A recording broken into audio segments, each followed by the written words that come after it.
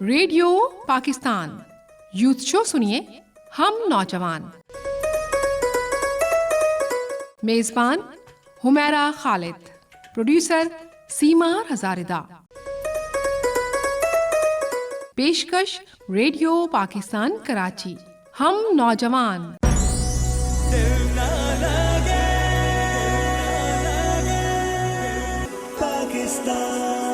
السلام علیکم. کراچی اسٹوڈیو سے میں ہوں آپ کے ساتھ حمیرہ خالد.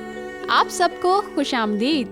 2014 کا سورج سب کی آنکھوں میں کچھ نئے خواب، اذہان میں نئی سوچ اور ارادوں میں ایک نئے عزم کے ساتھ طلوع ہوا ہے.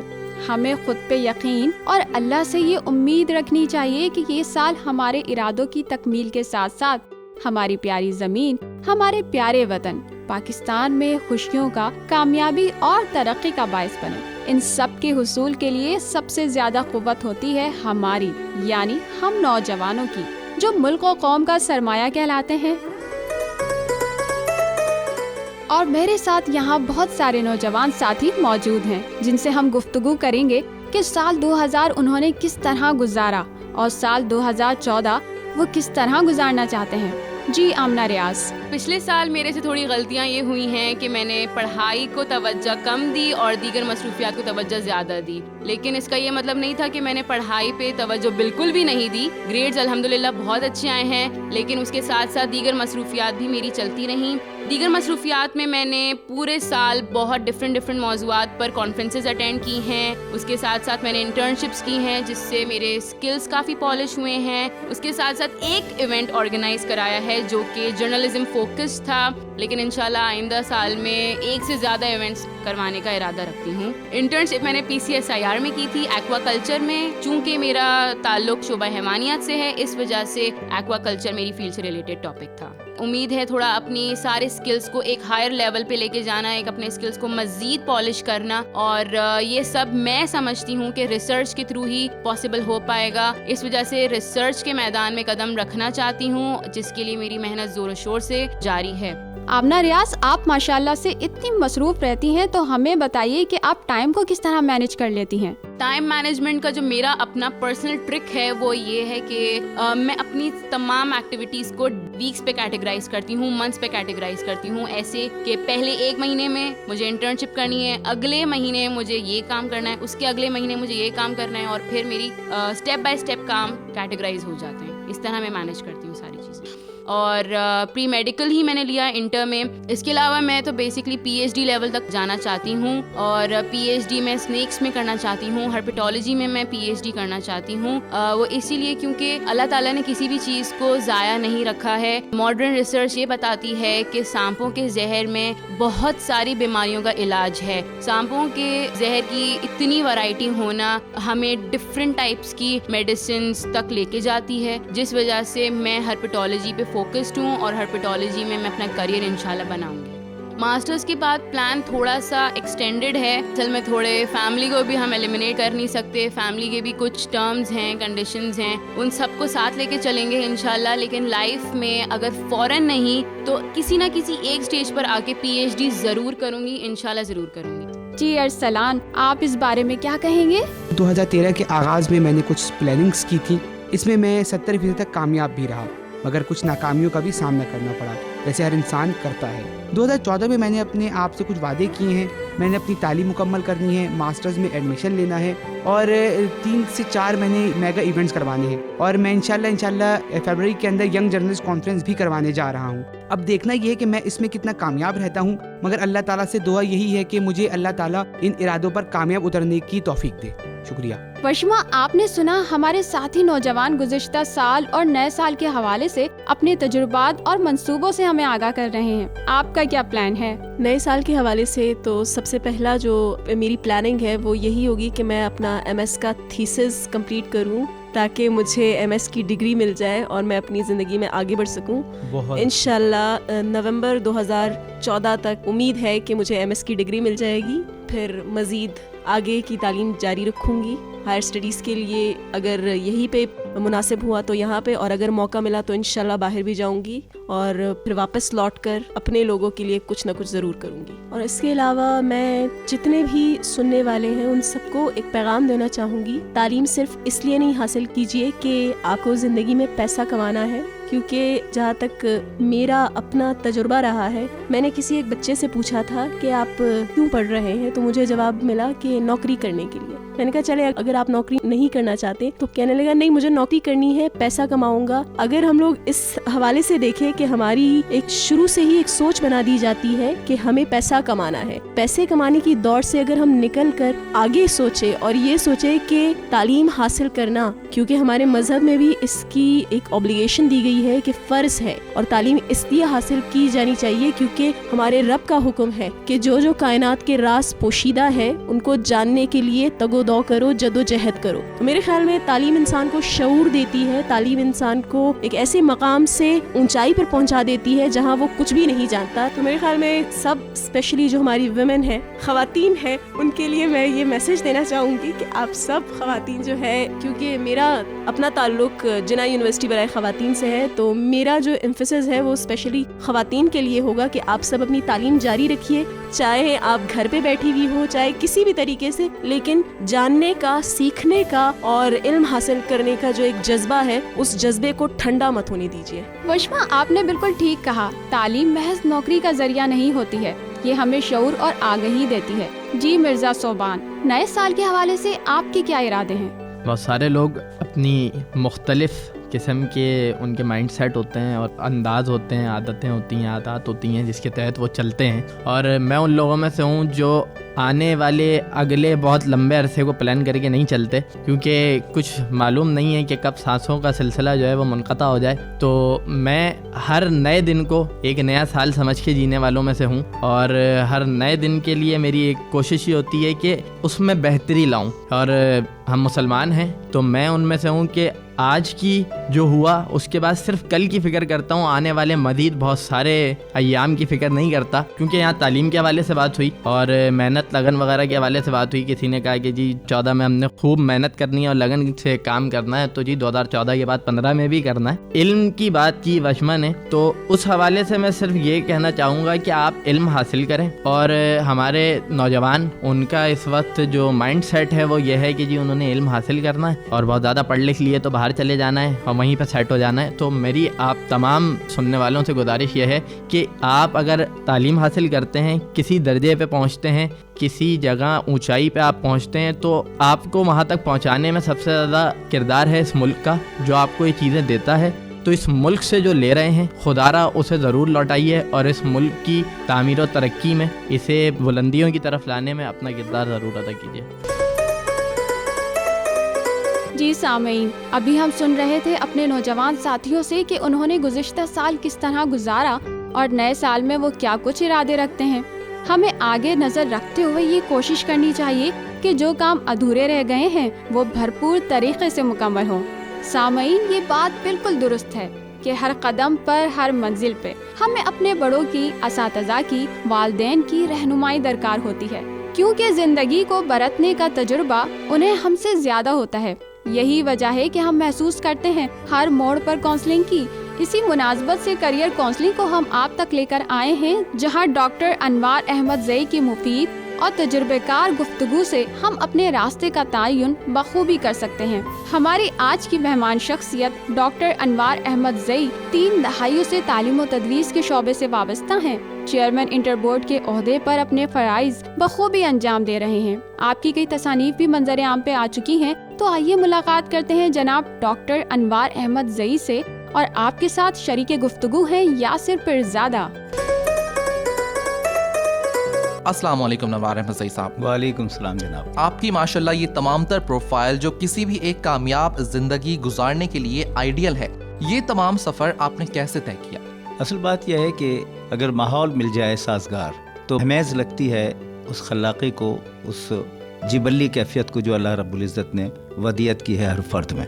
سب سے پہلے تو یہ سمجھ لینا چاہیے, ماہرین نفسیات اب یہ کہتے ہیں کہ ابتدائی زمانے میں اگر کوئی بہت اچھا پرفارم نہیں کر پا رہا تو اس کا مطلب ہرگز یہ نہیں ہے کہ وہ بچہ یا بچی غبی ہے یا ریٹارڈڈ ہے. یہ کہا گیا ہے کہ اس کے لیے کوئی مقرر وقت نہیں ہے کہ کب آپ کے ذہن کے سوتے کھل جاتے ہیں. تو اگر یہ بات تسلیم کر لی جائے تو پہلے تو ہر ایک کو یہ سمجھ لینا چاہیے کہ اس کے ہاں ایک پوٹینسی ایسی ہے کہ جو کسی وقت بھی باہر نکل کے نمو پذیر ہو کے اسے ایک اچھی طرف لے جا سکتی ہے. میرے ساتھ یہ ہوا کہ میرا ماحول بڑا دینی، ادبی اور جسے کہیں تہذیبی تھا. میرا بچپن ننیال میں گزرا. میرے نانا حافظ سید جعفر علی ماشاءاللہ اور میرے والد قاری نور احمد خان اپنے وقت کے بہت اچھے عالم اور بہت دینی شخصیت مانے جاتے تھے. ہوا یہ کہ شروع ہی میں جو ماحول مجھے ملا اس میں املا مجھے لکھوائی جاتی تھی. میرے چھوٹے ماموں لکھواتے تھے تو اس وقت سیرت النبی سے لکھوائی جاتی تھی. میں 7ویں کلاس میں تھا تو میں نے کم و بیش وہ ساری اہم کتابیں جو اس وقت وہاں میرے چاروں طرف تھیں وہ نہ سمجھنے کے باوجود پڑھ لی تھی. ماشاءاللہ. تو یہ ماحول ایسا ملا کہ کتاب سے انسیت جو ہے وہ سمجھ لیجیے کہ گھٹی میں ڈالی گئی. آپ سے یہ جاننا چاہیں گے کہ ماضی کے مقابلے میں موجودہ عہد کے نوجوانوں کو کس طرح کے مسائل اور چیلنجز درپیش ہیں اور کیا نوجوانوں کو مواقع بڑھنے کے ساتھ ساتھ ان کے چیلنجز میں اضافہ بھی ہوا ہے؟ ایک بات تو میں یہ بتا دوں کہ جس عمر میں آج نوجوان ہیں ماضی کا نوجوان ان کے مقابلے میں اتنا فاسٹ نہیں تھا کریشن. یہ تو سمجھ لینا چاہیے. کیوں؟ اس لیے کہ آج کا نوجوان اپنے چاروں طرف ایسے مواقع محسوس کر رہا ہے کہ جن سے اس کی علمی تسلی و تشفی بھی ہو رہی ہے اور ساتھ ہی ساتھ پیاس بڑھ بھی رہی ہے. دیکھیں میں یہاں نازک سی بات کہنے کی جسارت کر رہا ہوں کہ علم کے جانچنے کا ایک پیمانہ ہے کہ جو علم حاصل کر رہا ہے وہ پیاسا ہو اور اس کی پیاس کبھی بجھے بھی نہ، تب جا کے پتہ چلتا ہے. تو آج کا جو نوجوان ہے اس عہد کا، اس کے یہاں یہ وصف مجھے مل رہا ہے کہ وہ اپنی پیاس بجھانے کے لیے مختلف ذرائع کو بروئے کار لا رہا ہے لیکن پھر آگے جانے کی کوشش کر رہا ہے کہ مزید کیا ہے اس طرف. تو یہ استعارہ ہے، یہ اشارہ ہے، یہ علامت ہے کہ اس عہد کا نوجوان اپنے انداز میں سوچ کے آگے بڑھنا چاہتا ہے. ایک اور بات عرض کر دوں کہ سوچ ایک ایسی چیز ہے کہ جو باہر سے نہیں آتی، اندر سے آتی. باہر سے آپ فکر دے سکتے ہیں، فکر میں نیا پن نہیں دے سکتے. آج کا نوجوان فکری اعتبار سے نئی چیز لے کر آ رہا ہے، یہ ہمیں ماننا ہوگا. اس عہد میں جس انداز میں لوگ آگے بڑھ رہے ہیں تو وہ نئی چیز لانے کی کوشش کر رہے ہیں یا نئی چیز تک پہنچنے کی جسارت کر رہے ہیں، کوشش کر رہے ہیں. یہ جو ایک ربط ہے یہ ماضی میں نہیں تھا. اس وقت انہیں یہ وسائل حاصل ہیں. میں ایک بہت اہم بات آپ سے شیئر کرنا چاہتا ہوں اور اپنے سامعین سے. وہ یہ کہ دیکھیے 3 لفظ ہیں، ایک ہے مقدر، ایک ہے نصیب اور ایک ہے قسمت. ہم کیا کرتے ہیں کہ ہم مقدر، قسمت اور نصیب کو مترادف سمجھتے ہیں، ایک دوسرے کا بدل سمجھتے ہیں. ایسا نہیں ہے. پہلے یہاں آ جائیں تو پھر دعاؤں کی طرف بھی آئیں گے. ان تینوں کے درمیان امتیاز کیا ہے؟ پہلی چیز نصیب کیا ہے. اچھا لگے گا سامعین کو. نصیب جو ہے اس کا مادہ ہے نصب، نون صاد بے، نصب. نصب کا مطلب ہوتا ہے گاڑنا، رکھنا، مرتب کرنا. ہم کہتے ہیں کہ فلاں جگہ جھنڈا نصب کر دیا گیا، یا ہم کہتے ہیں کہ پتھر جو ہے نیو پر وہ نصب کر دیا. ٹھیک ہے، تو گاڑنے کو، لگانے کو کہتے ہیں. اب میں عرض کروں کہ قدیم تہذیب عرب میں جب جنگیں ہوتی تھیں تو مورچے بنتے تھے. مورچوں میں ہر ایک اپنے اپنے پتھر نصب کرتے تھے، بچنے کے لیے بھی اور وار کرنے کے لیے بھی. جب جنگ ختم ہو جاتی تھی، اور یہ اسلام میں بھی ہوا بعد میں، تو جب مال غنیمت تقسیم ہوتا تھا تو یہ دیکھتے تھے کہ کس نے کتنا بڑا مورچہ بنایا، کتنا وہ وار سے بچا اور کتنی بار وار کیا گیا ہوگا. تو وہ پتھر جب گنے جاتے تھے اور اس کے حساب سے وہ مال غنیمت ملتا تھا تو یہ نصیب تھا. پتھر نصب کرنے کے حوالے سے اسے مل رہا ہے. دوسرا مرحلہ قسمت. قسمت کا مطلب ہوتا ہے تقسیم. یہ تقسیم سے ہے. ضلع کا ترجمہ یا ڈسٹرکٹ کا ترجمہ ضلع ہے نا. جی بالکل. ڈویژن کا ترجمہ کیا ہے؟ قسمت ہے پرانے اعتبار سے. وسطی ضلع، سینٹرل ڈسٹرکٹ، تو ڈویژن کو قسمت کہتے تھے. اور اب ہے مقدر. مقدر قدر سے بنا ہے. قدر کا مطلب ہوتا ہے جانچنا، ناپنا، ایویلیویشن، اسیسمنٹ، ججمنٹ. اللہ ہر چیز پر قادر ہے، یہ مطلب بھی ہے اس کا. اور اللہ ہر چیز کو صحیح صحیح جانچنے والا بھی ہے.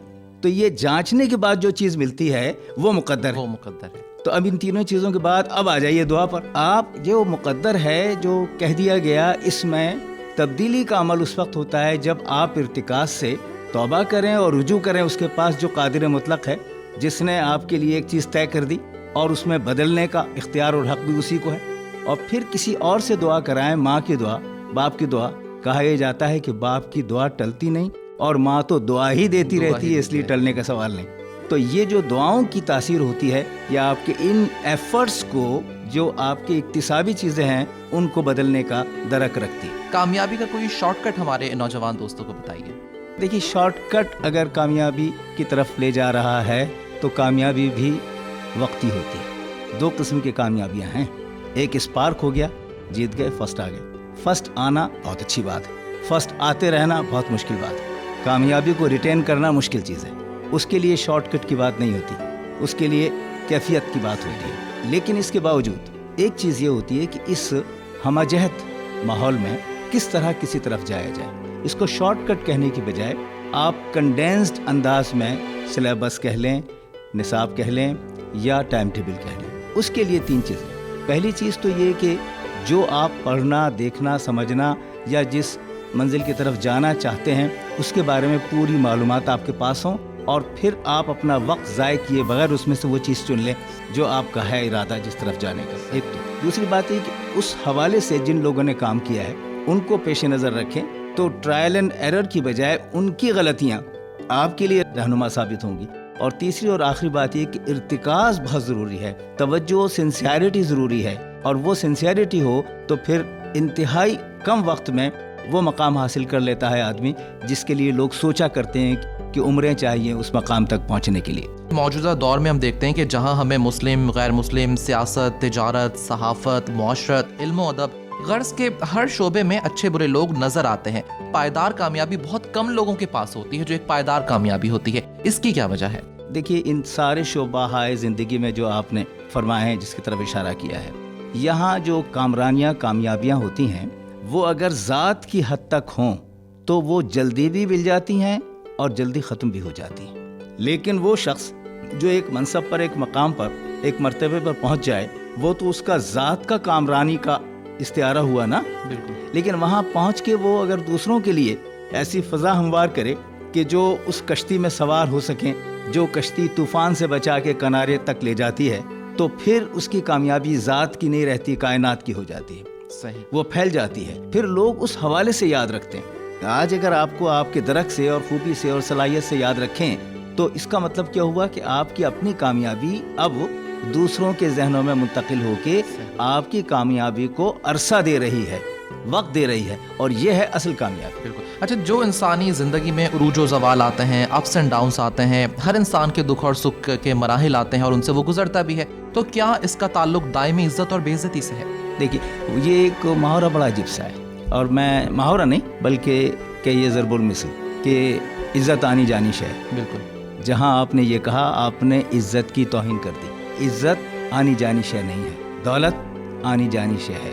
وہ عزت جو دولت سے مشروط ہوتی ہے وہ تو آنی جانی ہو سکتی ہے. صحیح. لیکن وہ عزت کہ جو صلاحیت سے اور کام سے اور خدمت سے اور خلوص سے اور قربانی سے اور محنت سے حاصل کی جاتی ہے، وہ آنی جانی نہیں ہوتی، وہ قائم رہنے والی ہوتی ہے. یہی وجہ ہے کہ آپ قدیم عہد سے لے کر آج تک کے ان لوگوں کے نام دیکھ لیجئے کہ جنہوں نے دوسروں کے لیے کام کیا تو وہ آج بھی جانے پہچانے جاتے ہیں. لیکن جن کے پاس اچانک دولت آ گئی اور تھوڑے دن بعد ان کے یہاں صورتحال بدل گئی تو وہ اپنی شہرت کو اپنے ساتھ ہی لے کر چلے گئے. اچھا، یہ بتائے گا کہ کیا درس و تدریس سے وابستہ شخص کو انتظامی شعبے سے منسلک ہونا چاہیے؟ دیکھیے، درس و تدریس بجائے خود ایک نازک انتظامی معاملہ ہے. استاد اگر کلاس میں کھڑا ہو کر آمرانہ انداز میں تحکمانہ طریقے سے چند رٹے ہوئے جملے ادا کر کے اور چھپے ہوئے جسے نوٹس کہیں ان کو منتقل کر کے سمجھتا ہے کہ وہ استاد ہے، تو ایسا نہیں ہے. استاد کا کام صرف تدریس نہیں ہے، تربیت بھی ہے، اور تربیت بغیر انتظامی صلاحیت کے نہیں آتی. یہ انتظامی صلاحیت انیٹ بھی ہوتی ہے اور اکتسابی بھی ہوتی ہے، جبلی بھی ہے اور اکتسابی بھی ہے. یہی وجہ ہے کہ ٹریننگ دی جاتی ہے. میں ایک لفظ استعمال کر رہا ہوں یہاں، پیڈاگوجی. یہ پیڈاگوجی جو لفظ ہے، اصطلاح ہے تدریس میں، یہ پڑھانے کا ڈھنگ اور ادب ہے. تو یہ ڈھنگ جو ہے وہ بجائے خود متقاضی ہے انتظامی امور کا.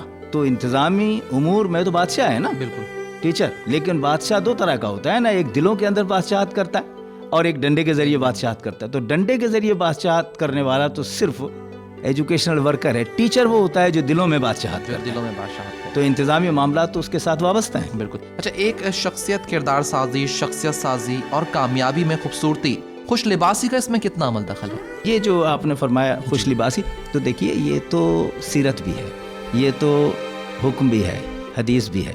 جو بھی اپنے آپ کو اللہ رب العزت نے آپ کو دیا ہے، عطا کیا ہے، اس کو سنوار کے، سدھار کے، خوبصورتی کے ساتھ پیش کرنا ضروری ہے. دوسری بات یہ کہ آج عام طور سے بچے نفسیاتی اعتبار سے رول ماڈل سمجھتے ہیں اپنے استاد. بالکل. اس کی نشست و برخاست کی غیر شعوری طور پر نقل کرنے کی کوشش کرتے ہیں اور ان کی شخصیت کا حصہ بن جاتے ہیں. ہینڈ رائٹنگ ملتی ہے، یعنی استاد سے شاگرد کی ہینڈ رائٹنگ ملتی ہے اس لیے کہ وہ اس سے سیکھ رہا ہوتا ہے. تو جب ہینڈ رائٹنگ کا حسن وہ سیکھ رہا ہے تو اس کے لباس کا حسن بھی اگر اس میں منتقل ہو تو کیا برا ہے. اچھا، آپ ماشاءاللہ پاکستان کے سب سے بڑے تعلیمی بورڈ کے سربراہ ہیں. یقیناً لاکھوں طلباء و طالبات امتحانی کاپیاں جانچنے کے ساتھ اور ماشاءاللہ کئی سینئر اساتذہ کرام کے ساتھ آپ کا تعلق رہتا ہے. تو دنیا میں کس طرح نوجوان اپنا ایک مقام بنا سکتا ہے اور پھر وہ اسے برقرار بھی رکھے؟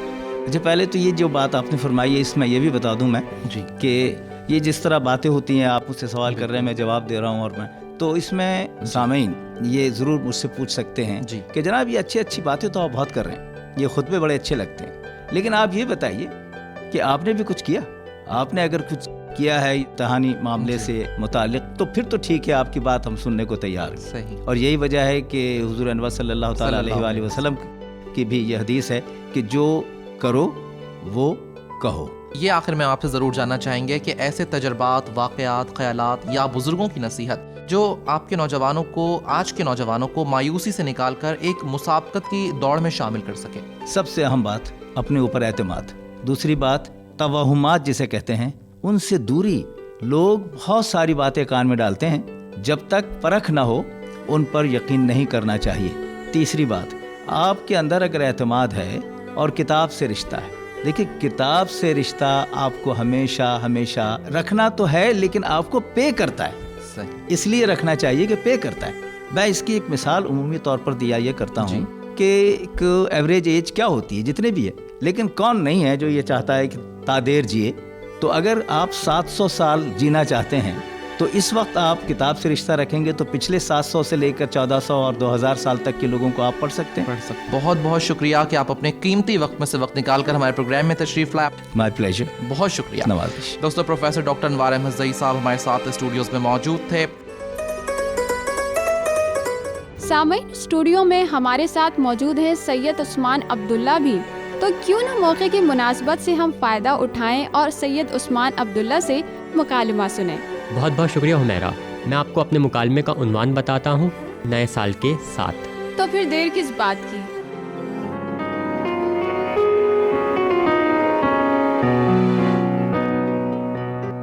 نئے سال کا سورج ابھر رہا ہے اور ہر طرف پرندے اپنی بولیوں میں ایک دوسرے کو خوش آمدید کہہ رہے ہیں.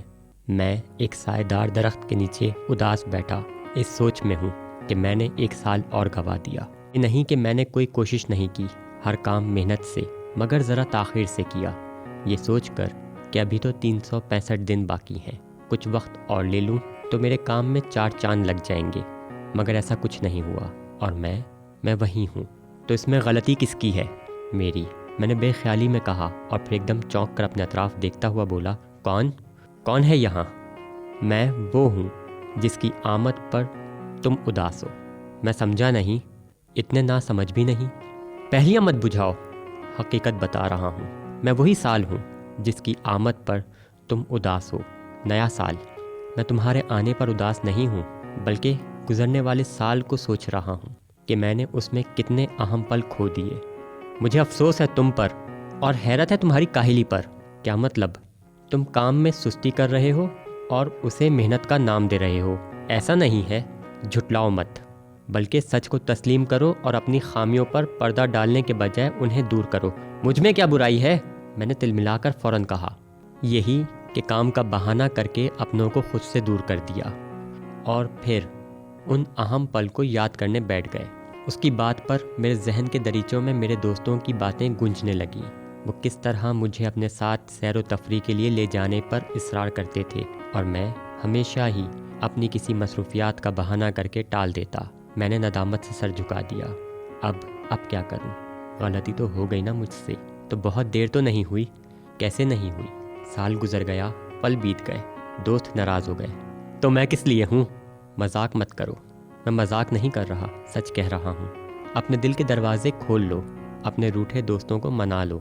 جو پل گزر گیا اسے مت سوچو، بلکہ آنے والے وقت کی ڈور تھام لو اور مجھے خوش آمدید کہو تاکہ تمہاری خوشیوں میں اضافہ ہو سکے۔ احسان یا اپنی برتری دونوں ہی نہیں، بلکہ تمہیں موقع دے رہا ہوں تاکہ تم خود کو سدھار سکو، اور میرے سدھرنے کا یقین تم اس بات سے کر لو کہ میں مسکرا کر تمہیں خوش آمدید کہتا ہوں نئے سال۔ واہ، بہت خوب، مزہ آ گیا۔